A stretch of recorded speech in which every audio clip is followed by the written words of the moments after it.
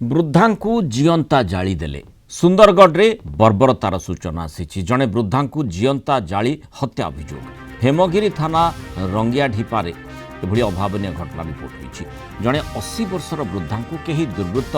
जियंता जाली देथिबा अभियोग होती घटनास्थल साइंटिफिक टीम एवं पुलिस पहुंची तदंत करुछि।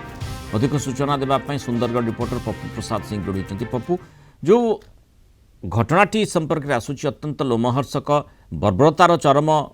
कांड बोली कहा जाई पारिबो। ये घटनाटी काहींकी घटी कौन वर्तमान प्राथमिक भाव में कहा जाउछि?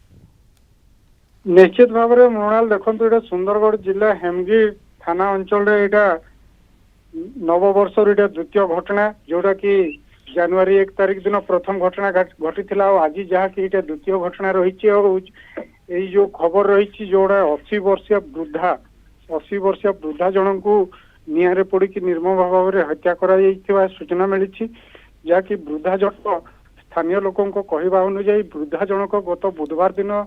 से वार्धक्य भत्ता पाई 3500 टका से वार्धक्य भत्ता पाई से घर को आसला परे आउ से घर 2 दिन पर्यंत बाहरी नथिले आउ तांकर जो गोटे संपर्कीय नाती जी अच्छी से नाती जनक जितेबाला काली घर को जाइथिले घर को जाइकी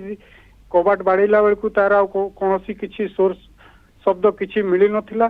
तांकू गुटे किसी संदेह होइतिला संदेह हैला पर से कबाट खोलिकी देखिला बेलू वृद्धा जनक मरी पड़िथिले आउ एने की स्थानीय लोकों को जनैला परे स्थानीय लोके तांको पुओ दीटा जोटा कि झारसुड़ा जिल्ला रे रहुछंती से पुओ दीटन को खबर दिया जाइथिला पुओ दीटा आसिला परे आसिकी तांको अवस्था देखिथिले आ आसिकी हेमगिरी थाना रे से एतला देइथिले हेमगिरी थाना रे एतला देला परे हेमगिरी पुलिस एवं साइंटिफिक टीम घटना स्थल को जाइकी सेटा शव व्यवस्थित करछंती एवं घटनार तदंत करछंती। मना तो काहेकि वृद्धा को जियंता जाली दिया गला कौन पाई और किए कला ये वर्तमान बड़ा प्रश्न रही जो संपर्क में तदंत निश्चय जारी रही आगामी समय आशा करवा रहस्यर पर्दाफाश। धन्यवाद पप्पू आलोचना रही।